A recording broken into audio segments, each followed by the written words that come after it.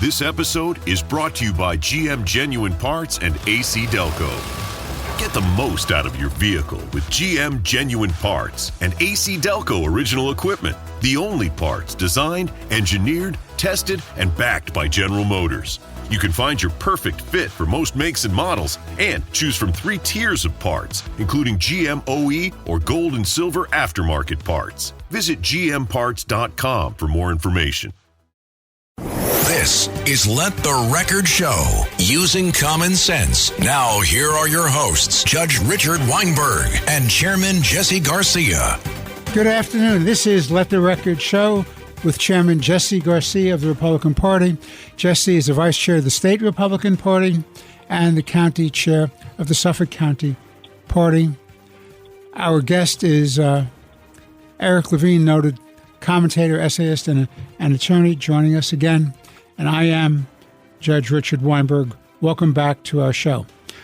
The large theme, gentlemen, that I think overlaps with a lot of the topics we'll talk about today comes out of a great speech made by Pericles in a classic work, The Peloponnesian War by Thucydides. And fundamentally, he gives the following theme, that democracies will flourish, survive, prosper, and do good for their people when they have people who subsume and leaders who subsume their personal, parochial, ideological interest to larger public good. So I want to use that as a lens for our discussion. Let's begin with the border.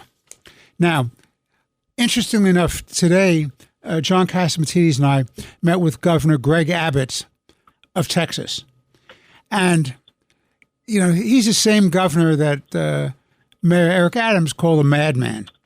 Well, I don't think Governor Abbott is a madman. I think he's sending a message to the whole country that this is a border crisis that makes every community, whether you're talking about Nassau, Suffolk, Rockland, Westchester, all the way upstate, the city, we're all border towns because you have this influx of illegal migrants who should not be here, then breaking our laws by crossing the border. They're being carried forth by coyotes and cartel members, gangsters. There may be terrorists coming across. We don't know who they are. And this is a threat to our country. And yet you have a Secretary of Homeland Security who says everything is fine, the border is secure. Just don't believe your eyes and don't believe what you're seeing on broadcast news.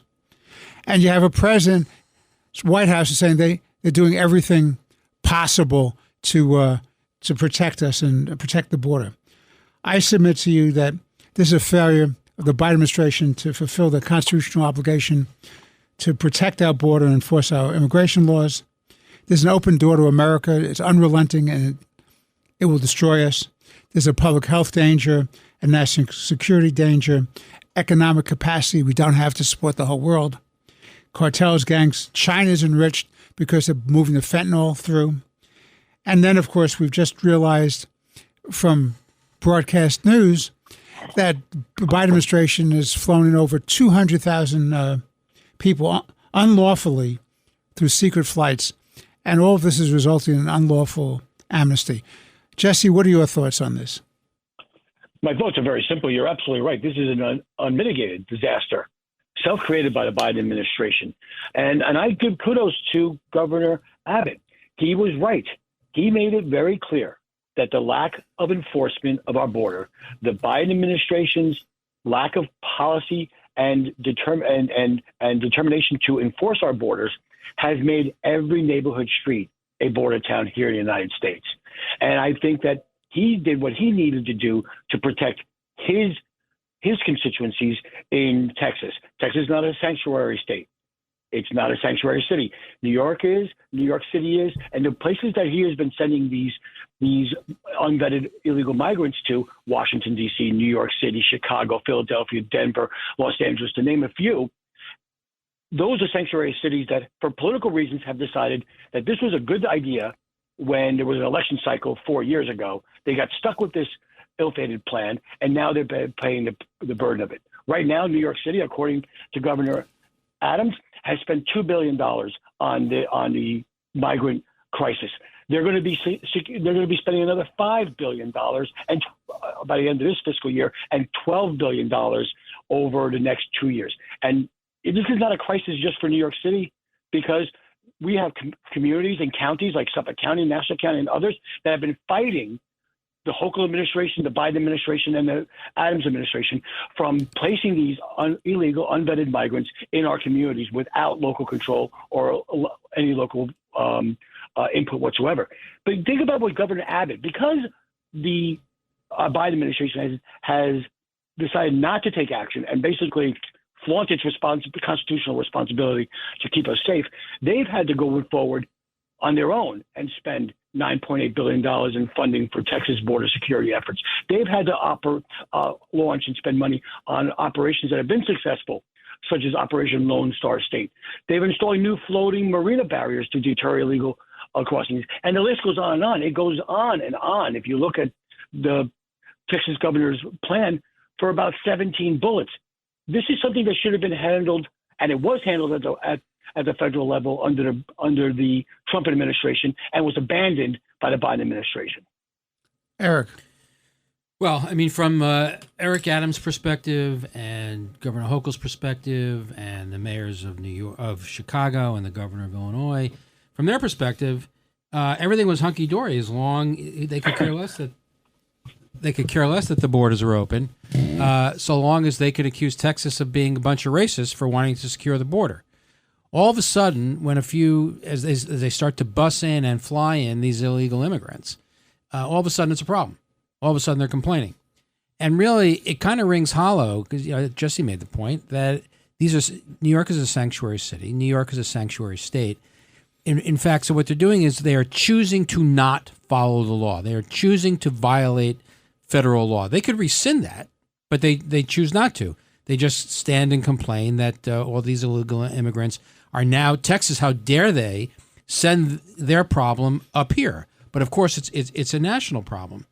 And Jesse, you made the point that Governor Abbott in Texas were trying to secure their border. But what did the U.S. government do? The U.S. government actually sued Texas to prohibit them from putting those buoys in the Rio Grande to secure the border. So as Texas attempts to secure its border, secure our southern border, the Biden administration does more than just have an open border. It forces Texas to open the border. It's really absolutely. It's really quite insane. So you have fentanyl coming into the United States. Over 100,000 Americans will die this year from fentanyl overdoses. That's more than died. That's more than died in all the Vietnam War times 2.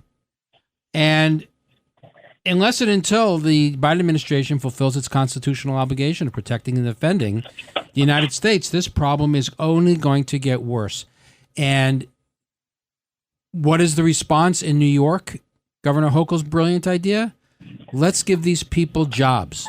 Let's go to the federal government and ask them for the right to give these people jobs so that they can take the jobs of people who live here so that they'll leave, and will entice more people to come here illegally. Plus, if you give them, gentlemen, if you give them work permits, that then entitles them under certain laws to vote. Well, that's what this is all about at the end of the day. I mean, there was a recent decision by the New York Court of Appeals that said you had to be a citizen in order to vote in New York, because under the New York State Constitution.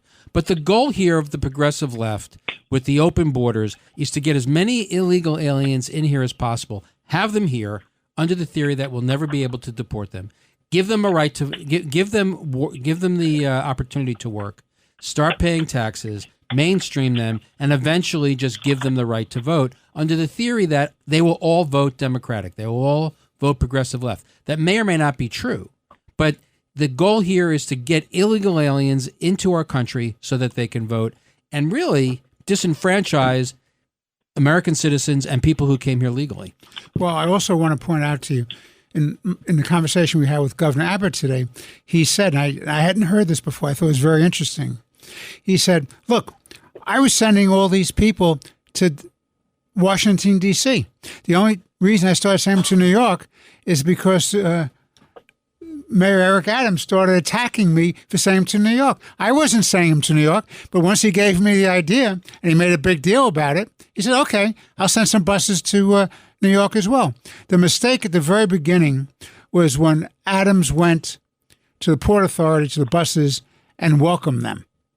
When you welcome them, they say, come on down, keep coming, and they keep coming, they keep coming, they keep coming. As long as you incentivize people to come, you're going to have that problem. Well, the right to shelter law.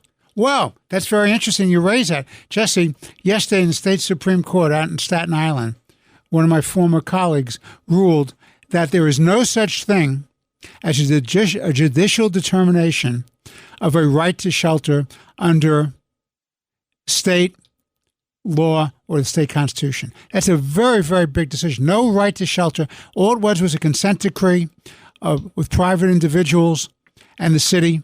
It has no force. It wasn't judicially mandated.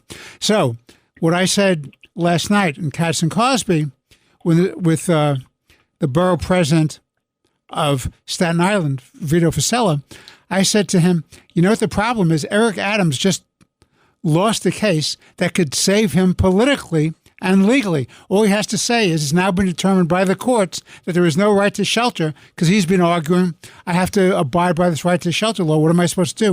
And he goes back to the Fed, says, give me more money. The answer, gentlemen, is not giving more money. You wanted to disincentivize people to come here, not incentivize them to come here. And, of course, the biggest disincentive is securing the border. The other issue here, and I think I've shared this with you in the past, is, excuse me for a moment. Sorry about that. Is that the expenses the expenses we don't see.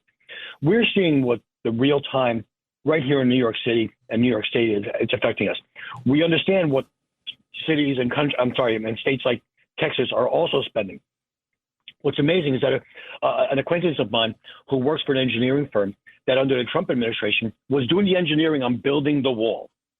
Come January 20th, when Biden stopped that wall project, that entire program was abandoned. And what was left was work, these sections of walls just abandoned right there in the field. No one is just like that. The American investment there, the taxpayers' investment there was just abandoned. Aren't they selling it off at discount prices? Yeah, they are. They are. Maybe they're doing that. But I do know that some. I think in order to prevent Texas from using it, right? Specifically to prevent Texas from using it. Exactly. Texas wanted to use those sections of walls. Was actually contracting with the firms that the federal government has, and then the United States, as you pointed out, they were selling it at a cheaper price, just to prevent Texas from completing its project and protecting its own borders. I think what this shows is if we just enforce the laws on the books, America would be a lot better place. If you don't like the laws on the books, go through the process of rewriting the laws. Go through Congress, send a bill to the president, have him sign it. And if you can't do that, then you haven't changed the law. Ignoring the law or administratively changing the law doesn't work. That's what creates these crises. I'm sorry, I apologize, but gentlemen, our listeners should understand. These Democrats, this administration, these progressives don't want to fix this problem. I agree. They want this problem ongoing. Eric, you and the judge have said this on numerous occasions when you have joined us on the show. They had a supermajority. They had control of Congress and the White House. And under the Obama administration, they got nothing done, and they could have picked immigration. They didn't want it. The Democrats want this humanitarian crisis, this domestic policy crisis, this national security crisis, and now this economic crisis to be ongoing for the purpose of their political agenda so that they can use it for fundraising and, as you pointed out, to try and grow their party by changing the rules of voting. But now it's starting to come back and bite them in the tuchus, because you even have liberal New Yorkers on the Upper West Side complaining about the illegal immigration and the housing of these illegal immigrants in their communities. So that it's going to hurt them at the ballot box. So clearly the original plan was to have them all here. Clearly the original plan is to be able to call Texans and anybody who wants to secure the border a racist, a xenophobe, an Islamophobe, or whatever other phobe you can think of. that seems to be turning a little bit, because if you look at polls, the overwhelming majority of Americans, Republicans, Democrats, independents, men, women, they are appalled at the Biden administration's handling of border security. So it may be coming back. The roosters may be coming home to roost.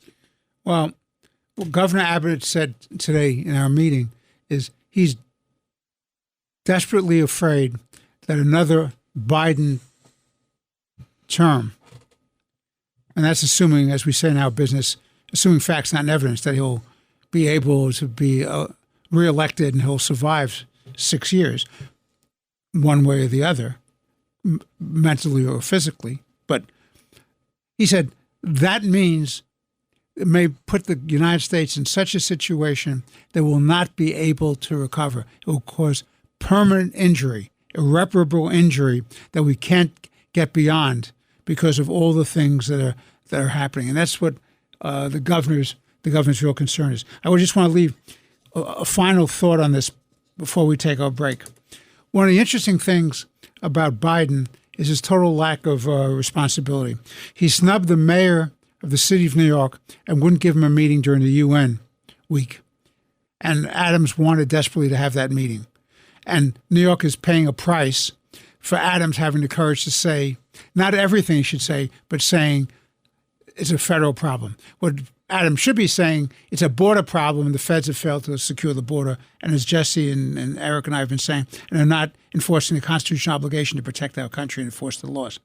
And this will lead to New York City and New York State fiscal disaster and social disaster.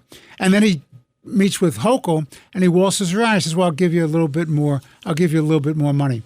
Again, I'll close out this segment by saying this is not a money issue. There'll never be enough money to solve this problem because they'll keep coming by the tens of millions and the hundreds of millions.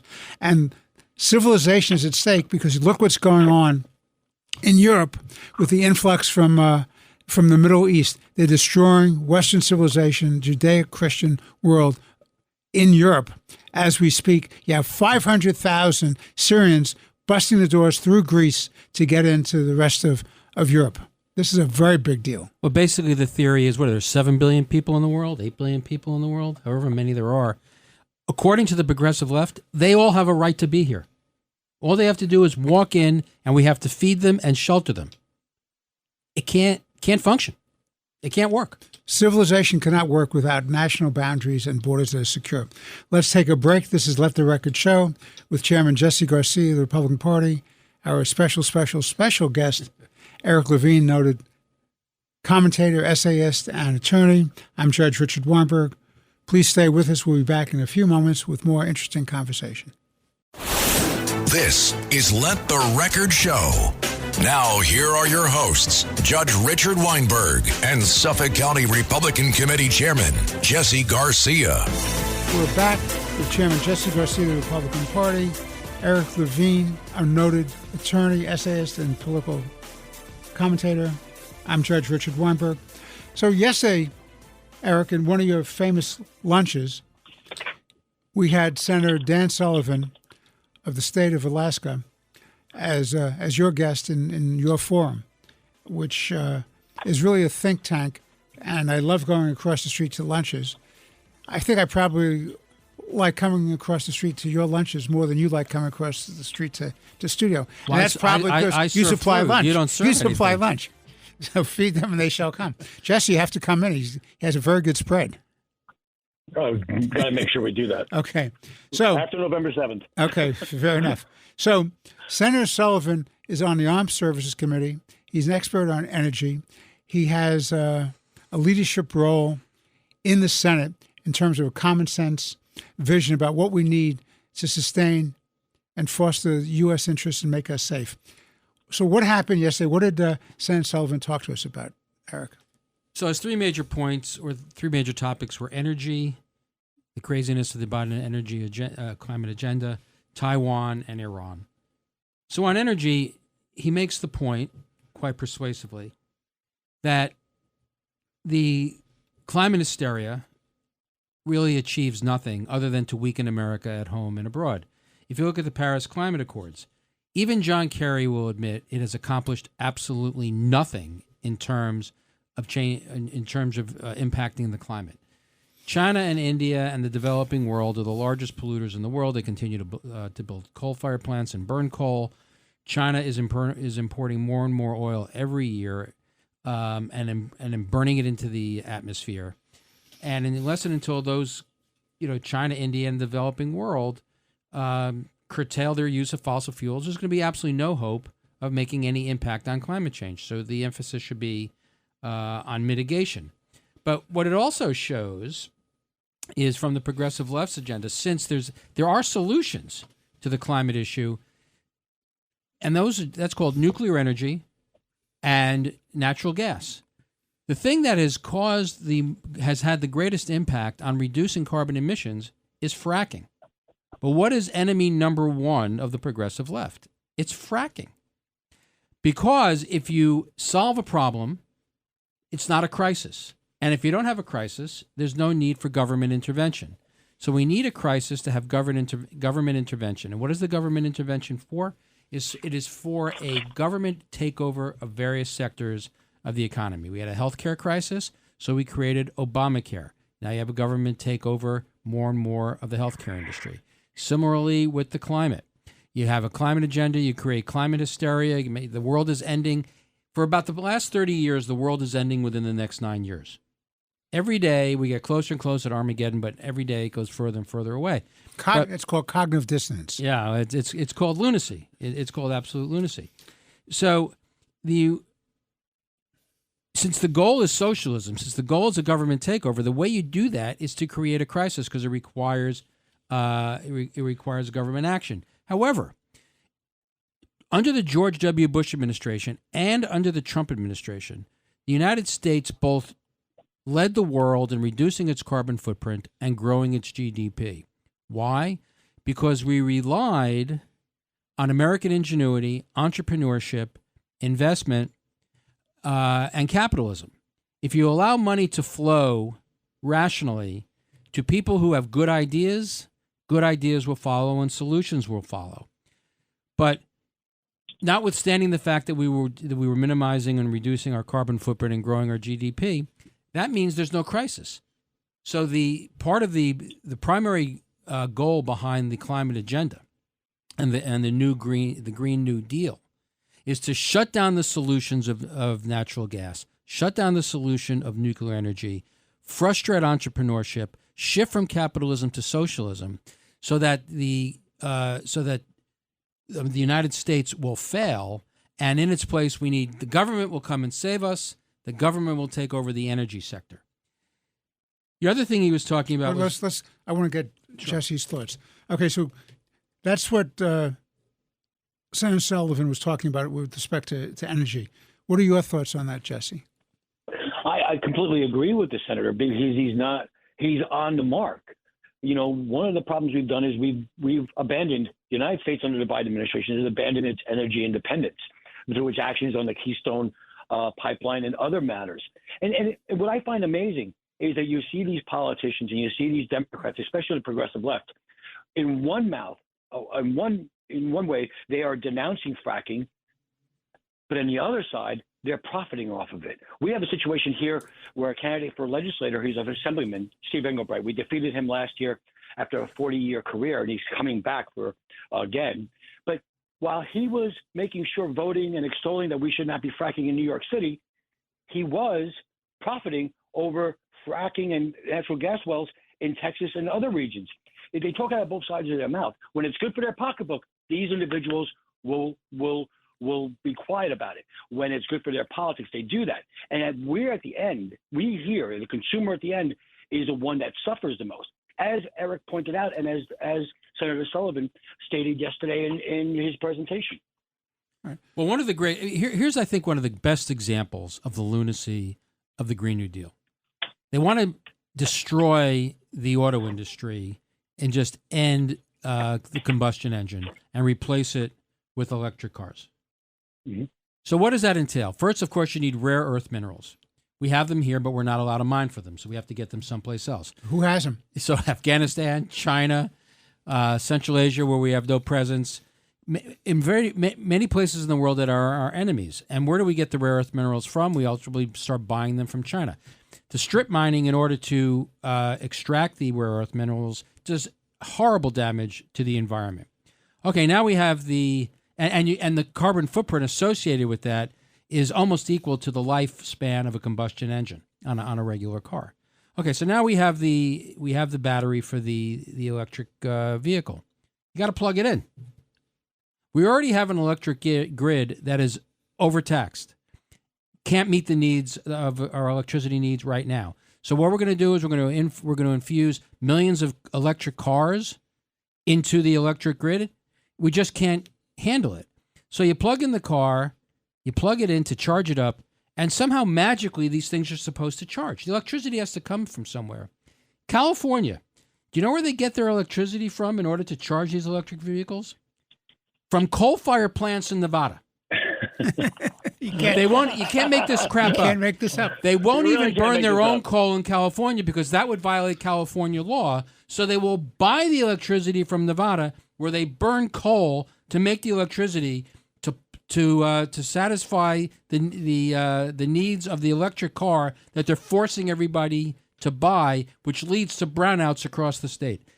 And that's the model. That's the model that the progressive left wants to adopt for the entire country. You just can't make this up. Okay, so now let's move on to what was the second topic the senator talked about? So he was talking about Taiwan. That was probably his biggest point. And we recognize the idea that, you have the progressive left that wants to withdraw from the world because they think America is an evil place and the use of American force abroad is just a way to expand that evilness. But on the right, in the Republican Party, and there are actually 6 Republican senators who have refused to fund Ukraine anymore. You also have but they want to bring everybody home for a different reason. They want to bring everybody home because they think America is so wonderful and the world is so evil and is not due our largesse. So everybody kind of understands, notwithstanding those two extreme positions in each party, that America really does need to support Ukraine, that Putin needs to lose for America to win, and that if Putin does win in Ukraine, eventually that will cross into NATO, and then at that point, rather than Ukrainians and Russians dying, Americans will have to be sent over there, and Americans will die. People understand that you cannot allow the use of brute force by a dictator to rule the day. People don't really understand. They hear that we should defend Taiwan, and that it's important to American national security. But if you ask people, they can't really explain why necessarily, and that's in large part because President Biden, of course, has done a miserable job of explaining why it's important to support Ukraine, even though people viscerally understand why. He's done an even worse job in explaining why we should support Taiwan. And what Senator Sullivan was doing, I thought quite effectively, was to try to make the case as to why it is important to defend Taiwan, protect Taiwan. First, of course, it's a democracy. And we should be looking to spread democracy throughout the world where it exists, certainly not roll it back. And if we don't support Taiwan, our other allies in the region, particularly Japan and South Korea, are really going to be left out to dry with an emerging China. The second is, of course, microchips, which are critical to the modern world. We need them for our cars. We need them for our military. We need them for our phones. Basically, every aspect of technology that we have in the United States today, cutting edge, requires these microchips.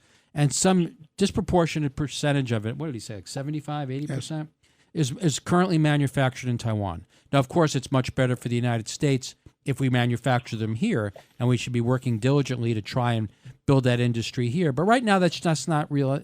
That's just not the reality. They're in Taiwan. So we need to defend Taiwan so that we can defend our technology here. The other is the Taiwan Strait is roughly 90 miles across, and roughly 60% of the world's commercial shipping goes through the Taiwan Strait. If China takes Taiwan, it will have a stranglehold on those shipping lanes. It will be the end of Japan, and it will be the end of South Korea unless they make a pact with the devil in order to engage in commerce. China will be able to shut them down, and will be able to shut down our economy. So it is critically important that the United States make clear to the world that we will defend Taiwan. And what he wants to see, which I think is absolutely the right approach, is we need to start sending our weapons there now. We need to start defending it now. We need to convince the Chinese, the Chinese Communist Party, that if they were to invade Taiwan, that it would be a big lift. A lot of Chinese Communist Party members in their military are going to die. It's going to be a real tough road to hoe. Will they ultimately win?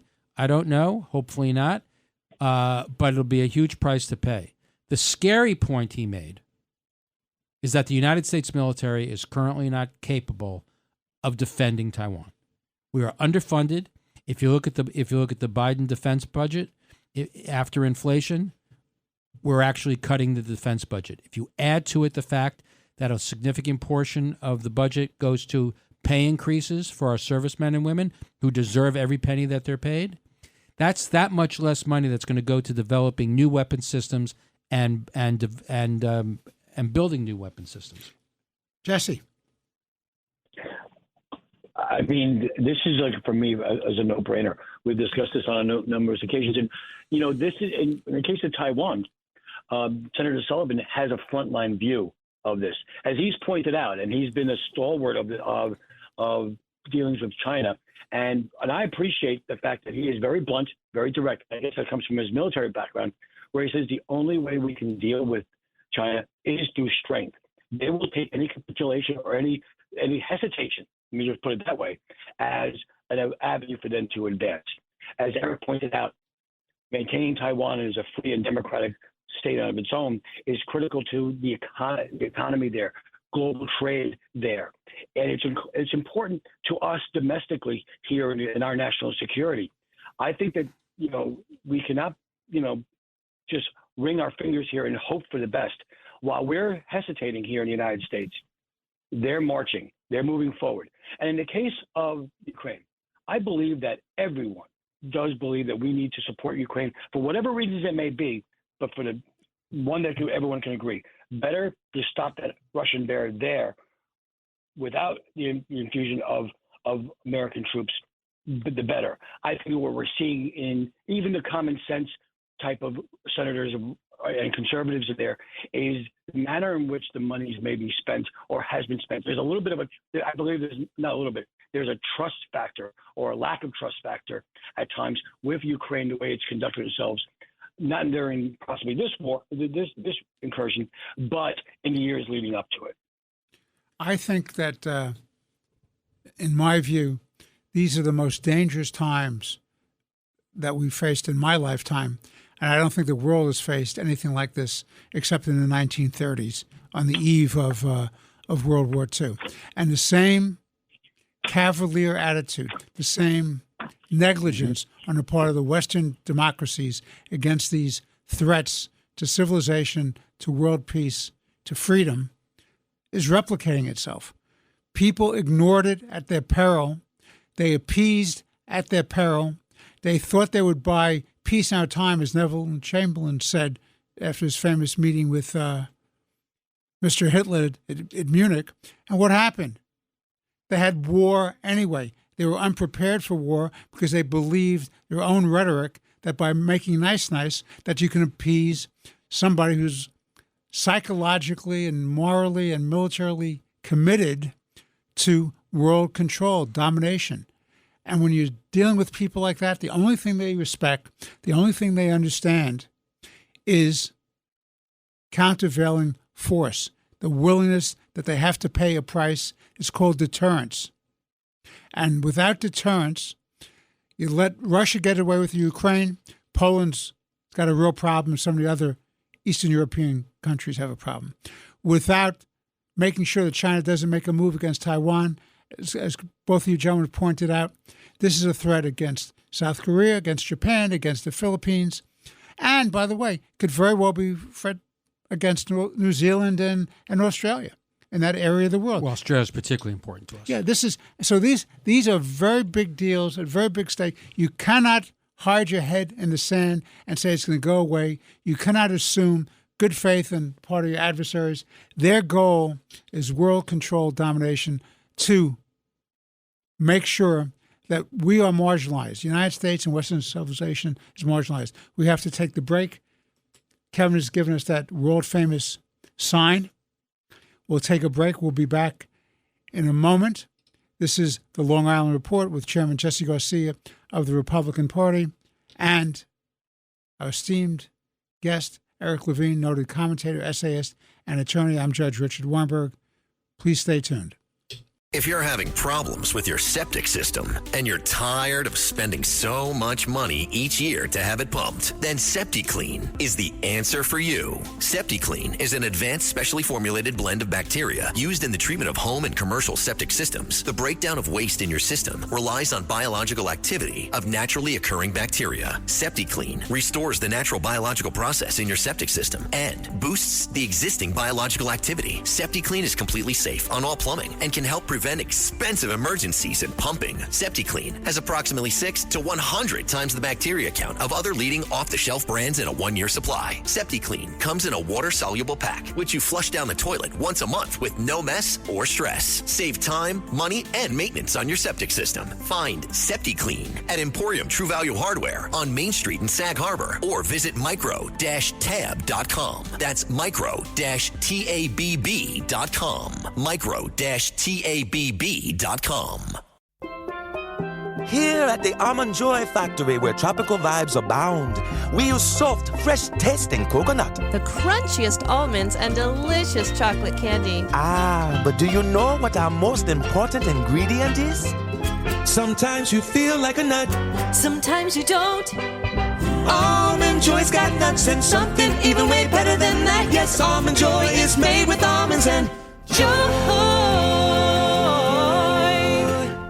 My cat Freddie loves to be brushed and cuddled. But stirring up his cat allergens meant sneezing and itchy eyes. Then I found Purina One Live Clear. It's cat food that reduced the major allergen and my suffering in as little as 21 days. Now, we feel closer than ever. If you have issues with cat allergens, you really need to try Purina One Live Clear. Try new Purina One Live Clear today. Purina One, a difference from day one. How does PwC take your company to the leading edge? They bring the sharpest minds in tech to your team, so you can bring the ideas that will transform your business. They're passionate about your industry, so you can walk into any room with every advantage. And they're with you every step of the way, so you can know you're headed in the right direction. PwC builds for what's next, so you can get there now. Get started at pwc.com/us/leading edge. This is Let the Record Show. Now, here are your hosts, Judge Richard Weinberg and Suffolk County Republican Committee Chairman Jesse Garcia. I'm Judge Richard Weinberg. I want to finish off Eric, and I want to turn this over to Jesse. But I just wanted a few points with respect to the threat of Iran and what Senator Sullivan said about what we should be doing. So it came up in the context of the potential peace agreement between Saudi Arabia and Israel. And I think there's general consensus in the United States and certainly in the room yesterday that that would be a groundbreaking event. That's something we all are cheering for. The end of the Arab-Israeli conflict could be at hand, and that would just be magnificent. What complicates it, putting the Palestinian issue to the side and just focusing on the Iran piece of it, is that one of the things that the Saudi Arabians are asking for is a quote-unquote civilian nuclear program. Why do they want a civilian nuclear program? They want a civilian nuclear program because Iran has a nuclear program. It's not civilian. It's meant to build an atomic weapon. And MBS, Mohammed bin Salman, the de facto leader of Saudi Arabia, has made very clear, has been express about it. No, he's not hiding it. That if Iran has a nuclear capability, we want a nuclear capability. We being the Saudis. We being the Saudis. So the question became, what is the best way to deal with a nuclear Iran? Is it nuclear proliferation in Saudi Arabia, or is it to confront Iran's nuclear program and eviscerate it and undermine it and take it away from them? So I think the general consensus was that it would be much safer for the world in the middle and long term if Iran just didn't have any nuclear capability whatsoever, rather than giving the Saudis a nuclear weapon. The second piece of it was the Saudis are looking for a security guarantee from the United States. I think as a general matter, most people would agree that we're going to have to give the Saudi Arabians some sort of security guarantee. Why? Because they are threatened by Iran. Why is Iran so powerful? In large part, they are very powerful because Barack Obama lifted the sanctions against Iran, allowing them to develop to enrich uranium. They're used before Obama. Iran it was against international law for the Iranians to enrich uranium. Obama lifted that. He then gave them $150 billion for their nuclear program, a ballistic missile system to deliver it, its military, its terrorist proxies, and its hegemonic goals in the region. So Barack Obama, John Kerry, and Joe Biden helped create this monster that is Iran. And now the Saudis are coming to us and say, you helped create these bastards. You really need to give us some security guarantees against them. And I think that's quite reasonable. And I think that the Saudis are going to get that. His point, Senator Sullivan's point was, well, we may want to make these commitments, but the Saudis are going to have to make some commitments in return. One of those being that they're going to have to agree not to accept Chinese currency as a default currency for its oil. Part of the goal here, of course, is to push China out of the Middle East and reassert American dominance in the Middle East, not because it limits our ability to pivot to the Asia Pacific, but because it gives us a more control over the price of oil, which the Chinese need so desperately, gives us the ability to impact directly at our whim their economy. But the center of all of this is Iran, because he also makes the point there is a developing relationship between China, Russia, and Iran. What does Iran do with some of this money? It builds drones. The $6 billion ransom payment that Obama just sent to the mullahs, Biden just sent to the mullahs, is going to be used to build drones to send to the Ukraine, to fight for Russia, to kill Ukrainians, and we're going to have to keep spending more and more money and sending more and more weapons to the Ukrainians to defend them against Iranian military. It doesn't make sense.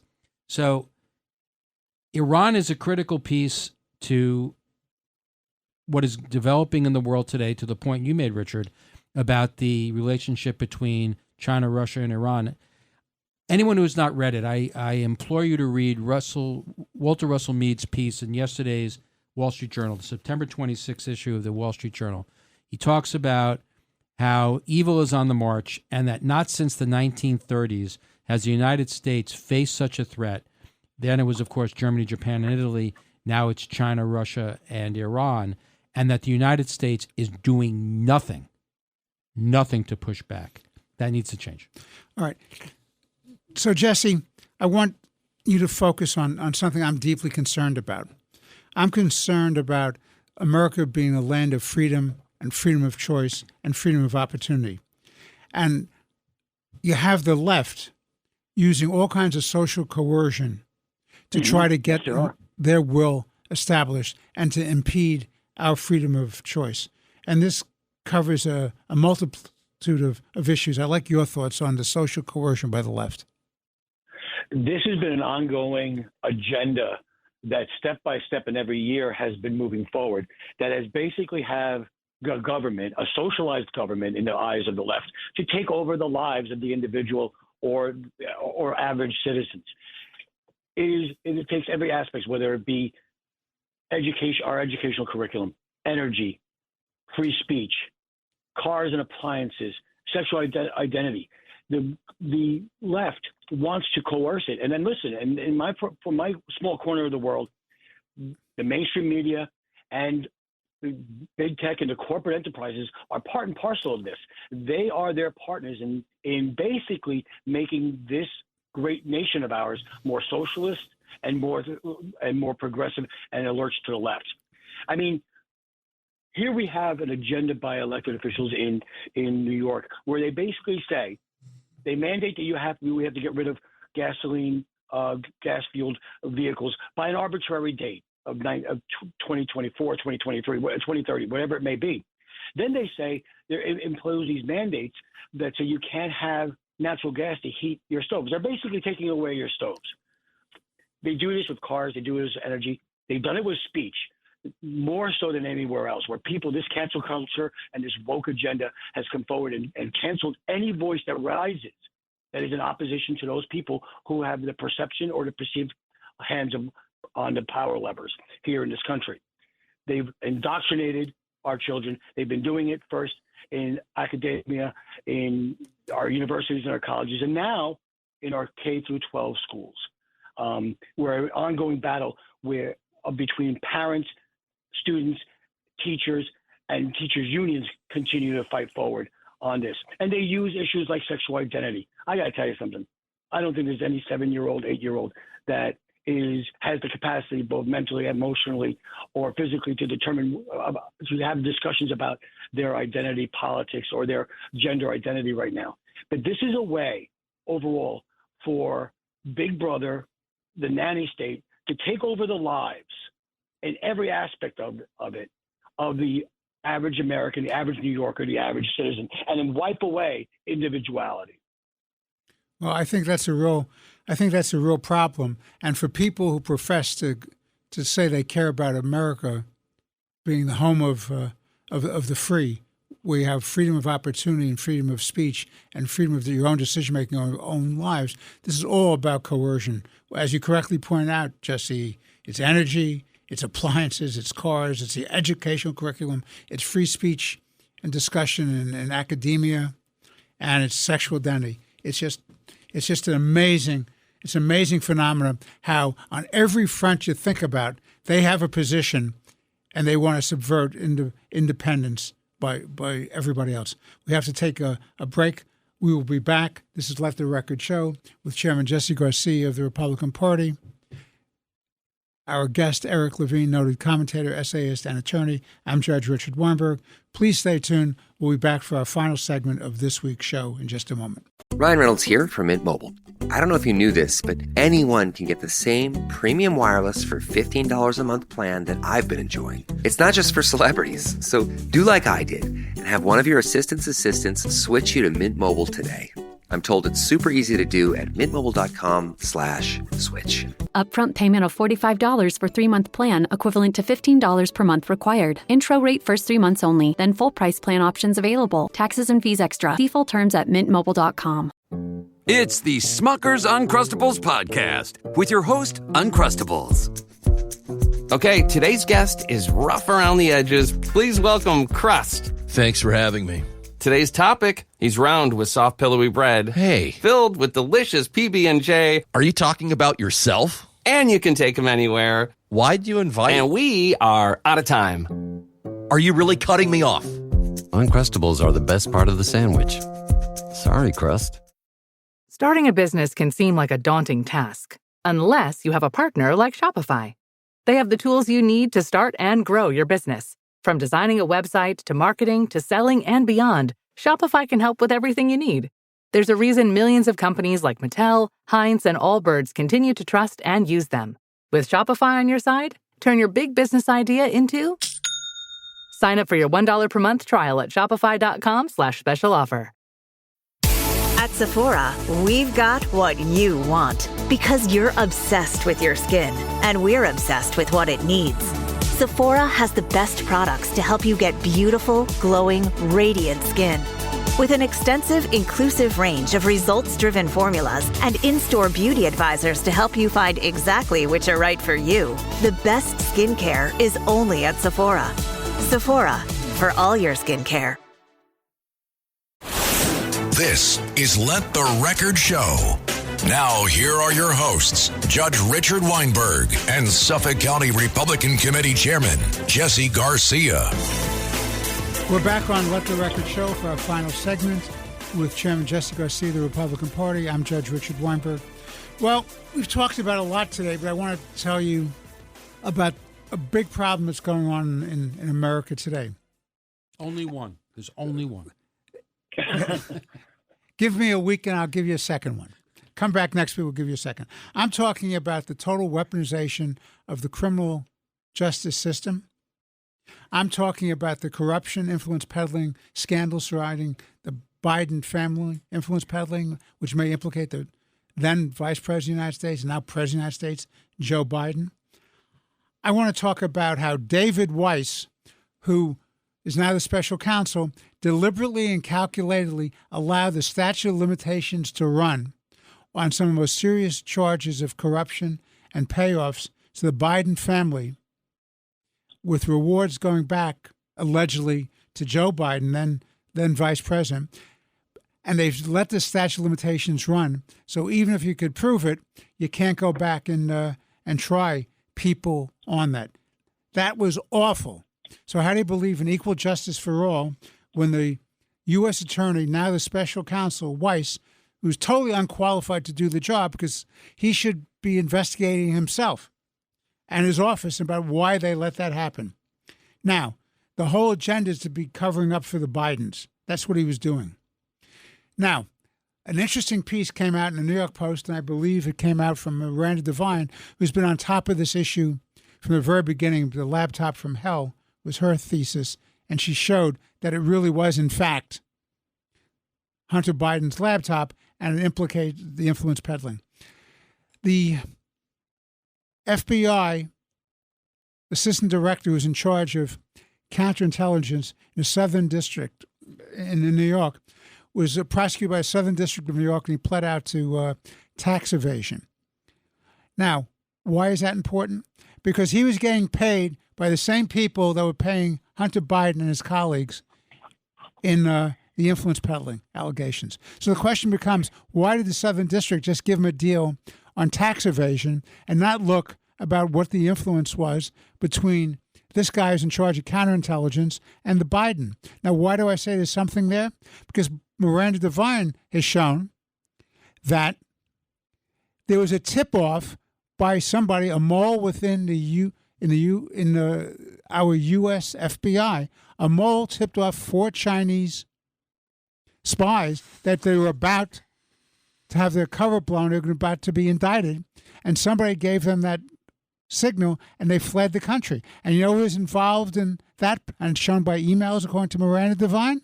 Hunter Biden. So there's a lot more to this story about the guy who's in charge of the FBI counterintelligence office here in New York City, and the linkage to the Bidens, and the linkage to China. This is just absolutely blowing my mind. Jesse, what do you say about this? David Weiss should resign. His tenure here has been exposed by judges, by whistleblowers, and by his own actions. By naming him special counsel at the point that they did, this is nothing more than the delay of process past the next general election for president. It seems that the Department of Justice and the leadership of the FBI have been tasked with one mission. That mission is not the protection and fair justice and protection of our residents, or the protection of our residents through the FBI. It is for the protection of the Biden crime family. They have done step after step to protect Hunter Biden and in turn protect the President Joe Biden on this, and to cover up as much as they can their nefarious deals. If not for the courage of whistleblowers that continue to come out right now from the IRS and others, and the fact that we have there are good members of the judiciary that are not prone to the politics and really uphold their oath, these cases would be exposed. The time has come for this special counsel to resign, and for this to be truly done independently, because this is nothing more than the ultimate cover-up for the Biden family. Eric, final thoughts. Yeah, see, to me, David Weiss is just a little piece in this. It's Merrick Garland. It's Merrick Garland. He's the one who's primarily responsible for this cover-up. Under the special prosecutor law, a special prosecutor is supposed to be hired outside of the Department of Justice. It's supposed to be somebody independent of the Department of Justice. But Merrick Garland specifically appointed David Weiss. This is after he had his plea agreement with Hunter blown up and exposed as a very special kind of arrangement for a very special child. So, but by making David Weiss a special prosecutor, it allows Merrick Garland to continue to control the process. David Weiss is just a tool. The person that we should be directing our ire at is Merrick Garland, and he's the one that really should resign. He is the one that should be removed. Weiss will do whatever Garland tells him to do. Well, gentlemen, I want to thank you both very much for another interesting, compelling discussion. We've covered a lot of topics. We could go on for more, but Kevin's there in the booth with the hook, and he's saying, no more for this week. No mas. No mas. This has been Let the Record Show with Chairman Jesse Garcia of the Republican Party, Eric Levine, noted attorney, commentator, and essayist. I'm Judge Richard Weinberg. We want to thank you for listening. God bless you and God bless America, and we look forward to being with you again next week on Let the Record Show. Thank you very much. If you're having problems with your septic system and you're tired of spending so much money each year to have it pumped, then SeptiClean is the answer for you. SeptiClean is an advanced specially formulated blend of bacteria used in the treatment of home and commercial septic systems. The breakdown of waste in your system relies on biological activity of naturally occurring bacteria. SeptiClean restores the natural biological process in your septic system and boosts the existing biological activity. SeptiClean is completely safe on all plumbing and can help prevent expensive emergencies in pumping. SeptiClean has approximately 6 to 100 times the bacteria count of other leading off-the-shelf brands in a 1-year supply. SeptiClean comes in a water-soluble pack, which you flush down the toilet once a month with no mess or stress. Save time, money, and maintenance on your septic system. Find SeptiClean at Emporium True Value Hardware on Main Street in Sag Harbor, or visit micro-tab.com. That's micro-tabb.com. Micro-tabb.com.